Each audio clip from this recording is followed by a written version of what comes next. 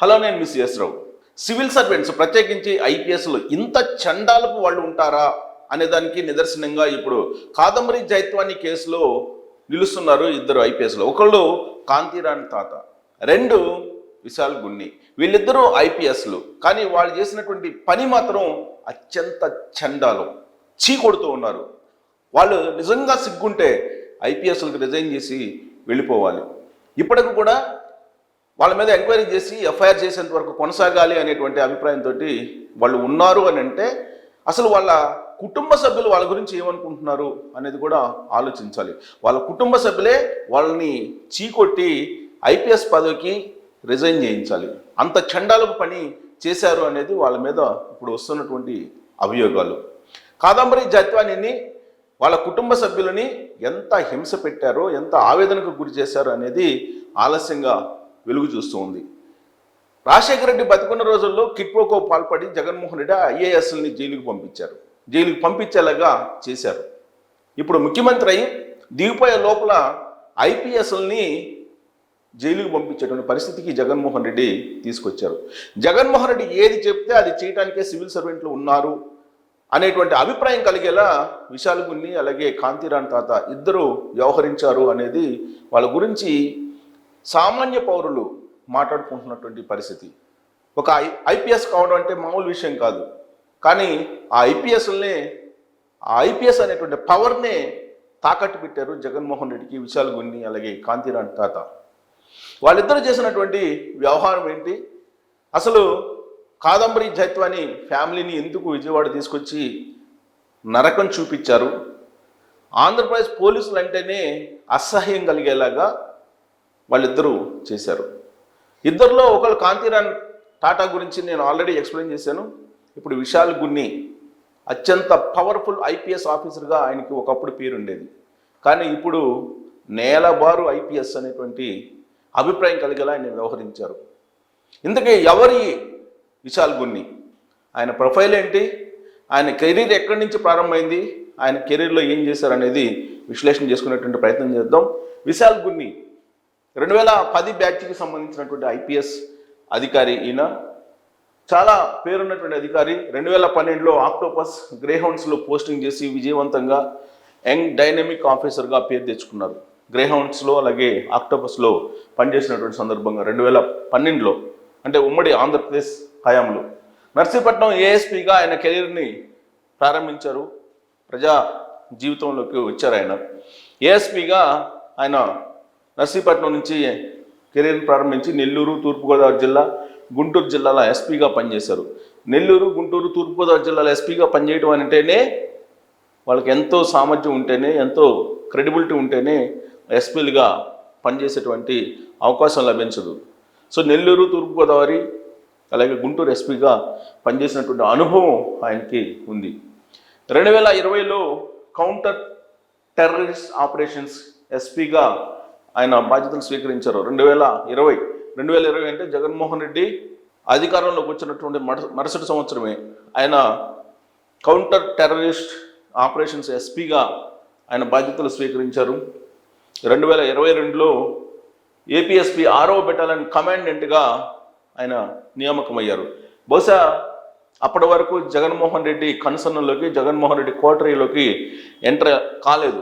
అందుకే ఆయనకి non focal పోస్టుల్లో కొనసాగారు. జగన్మోహన్ రెడ్డి అధికారంలోకి వచ్చిన తర్వాత ఫస్ట్ 2 years, ఆ తర్వాత 2022-24 వరకు Vijayawada deputy commissioner of police, సరిగ్గా ఇక్కడే విజయవాడ డీసీపీగా అపాయింట్ కావడానికి ఆయన చేసినటువంటి లాబింగే జగన్మోహన్ రెడ్డి పంచకి చేరిపోయారు.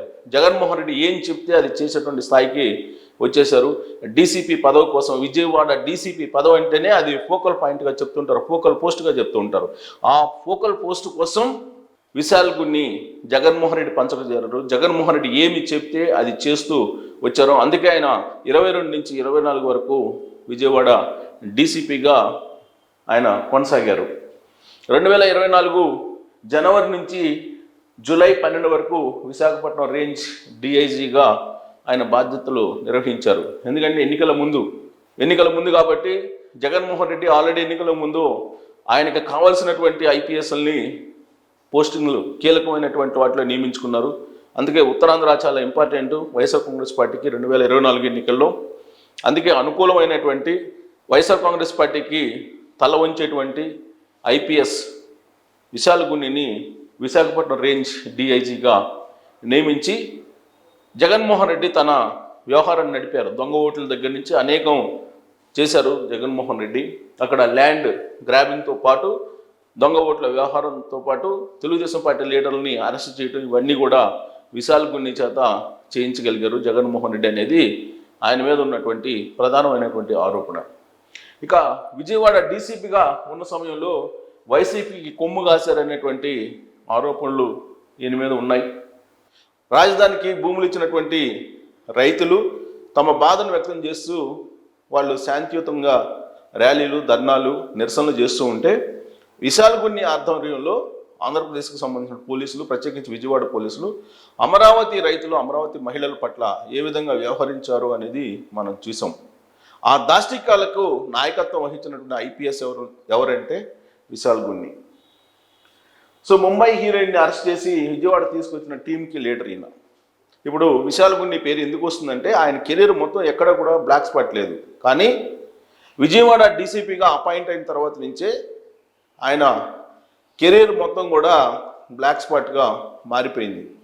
దానికి కారణం ఏంటంటే ముంబై హీరోయిన్ కాదంబరి జత్వాని ఆమె కుటుంబీకులని ముంబై వెళ్ళి విజయవాడ తీసుకొచ్చి హింస పెట్టడానికి ఒక టీంని ఏర్పాటు చేశారు. ఆ టీంకి నాయకత్వం వహించినటువంటి ఐపీఎస్ అధికారి విశాల్ గున్ని. సో కూటమి అధికారంలోకి వచ్చాక విశాల్ గున్ని పోస్టింగ్ ఇవ్వకుండా ఆపింది. 16 మంది ఐపీఎస్ఎల్ని ఇప్పుడున్నటువంటి ప్రభుత్వం డీజీపీకి హాజరుపరచాలి, డీజీపీ ఆఫీస్లో రిపోర్ట్ చేయండి అని చెప్పింది. ఆ బ్యాచ్లో విశాల్ గున్ని కూడా ఉన్నారు. ఈ మధ్యకాలంలోనే డీజీపీ ద్వారకా తిరుమలలో ఈ బ్యాచ్ని ఉదయం వచ్చి సంతకం చేసి సాయంత్రం వెళ్ళేటప్పుడు మళ్ళీ సంతకం చేసి వెళ్ళండి అని చెప్పారు. కానీ కొంతమంది ఐపీఎస్లు రావడం లేదు, నామమాత్రంగా వచ్చేసి కనిపించేసి వెళ్ళిపోతూ ఉన్నారు. కొంతమంది వీకెండ్లో జగన్మోహన్ రెడ్డిని కలుస్తూ ఉన్నారు బెంగళూరు వెళ్ళి. ఆ బ్యాచ్లో విశాల్ గున్ని కూడా ఉన్నారు అనేది తాజాగా తెలుస్తుంది. ఎందుకంటే కాంతి రాణా తాత అలాగే విశాల్ గున్ని పోయిన వారం వీకెండ్లో జగన్మోహన్ రెడ్డిని బెంగళూరు వెళ్ళి యలహంక ప్యాలెస్లో కలిశారు అనేది తెలుస్తూ ఉంది. మీడియాలో కూడా అలాంటి న్యూస్ వస్తుంది. దానికి కారణం ఏంటంటే కాదంబరి జైత్వాన్ని ఏ విధంగా ఆంధ్రప్రదేశ్ పోలీసులు చిత్రహింసలు పెట్టారో చెప్పడానికి ముందుకు వచ్చారో ఆ విషయాన్ని తెలుసుకున్నటువంటి ఐపీఎస్లు వీళ్ళిద్దరూ హుటాహుట్టిన జగన్మోహన్ రెడ్డి దగ్గరికి వెళ్ళి రాత్రి డిన్నర్లో దాని మీద ఏం చేయాలనే దాన్ని చర్చించారు అనేది కూడా వినిపిస్తూ ఉంది. ఇక ముంబై హీరోయిన్పై వేధింపుల వ్యవహారంలో కూటమి సర్కార్ చాలా సీరియస్గా ఉంది. కాంతి రాణా తాత, విశాల్ గున్ని, అలాగే అక్కడ సిఐ, డిఎస్పి, ఎస్ఐ వరకు కూడా అసలు ఎవరెవరి పాత్ర ఎంత ఉంది అనే దాని మీద ఆరా తీస్తూ ఉంది.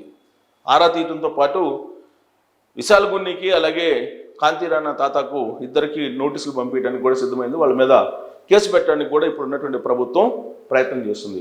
కఠిన చర్యలు వీళ్ళిద్దరి మీద తీసుకోవాలి అనేటువంటి ఆలోచన ఇప్పుడున్నటువంటి డీజీపీ చేస్తూ ఉన్నారు. ప్రభుత్వం కూడా ఆ కేసుని రివ్యూ చేస్తుంది. సో ఇప్పటికే జగన్మోహన్ రెడ్డికి సహకరించిన, జగన్మోహన్ రెడ్డి ఇంట్లో మనుషులకు వ్యవహరించినటువంటి ఐపీఎస్ల మీద కేసులు అయితే నమోదయ్యాయి. రఘురామకృష్ణరాజు మీద 3rd డిగ్రీ ప్రయోగించినటువంటి ఆనాటి ఏపీసీఐడి సునీల్ మీద, అలాగే విజయ్ కుమార్ అనేటువంటి ఆఫీసర్ మీద, ఐపీఎస్ ఆఫీసర్ మీద, అలాగే సంజయ్ మీద, ఐపీఎస్ సీతారామాంజనేయులు ఇంటెలిజెన్స్ చీఫ్గా ఉన్నాడు, ఆయన చేయనటువంటి దాష్టికాలంటూ ఏమీ లేవనేది ఇప్పుడు ఆలస్యంగా వెలుగు చూస్తున్నాయి. ఆయన మీద కేసు నమోదైంది. ఇప్పటికే ఆల్రెడీ గుంటూరు ఎస్పీకి కంప్లైంట్ చేశారు రఘురామకృష్ణరాజు. ఆ మేరకు వాళ్ళ మీద కేసులు పెట్టడానికి కూడా ఇప్పుడున్నటువంటి ప్రభుత్వం సిద్ధమైంది. ఇప్పుడు తాజాగా ముంబై హీరోయిన్ కాదంబరి జత్వాని ఆమె కుటుంబ సభ్యులని తీసుకొచ్చి ఆ తర్వాత విజయవాడ గెస్ట్ హౌస్లో ఉంచి నానా రకాల హింస పెట్టినటువంటి కేసు దేశవ్యాప్తంగా చర్చ జరుగుతుంది. కేంద్ర హోంశాఖ కూడా దీన్ని పరిశీలిస్తుంది. అందుకే ఇప్పుడు విశాల్ గున్ని అలాగే కాంతిరాణ తాత మీద ఎఫ్ఐఆర్ కట్టబోతున్నారు. వాళ్ళని అరెస్ట్ చేసి జైలుకి పంపించేటువంటి అవకాశం ఉంది అని అంటున్నారు. వీళ్ళిద్దరి విషయంలో చంద్రబాబు నాయుడు ప్రభుత్వం ఉదాసీనంగా వ్యవహరిస్తుందా, కఠినంగా వ్యవహరిస్తుందా? అసలు ఈ ఐపీఎస్ని ఏం చేయాలనే దాని మీద కామెంట్ రూపంలో మీ అభిప్రాయాన్ని తెలియజేయచ్చు. Thank you very much.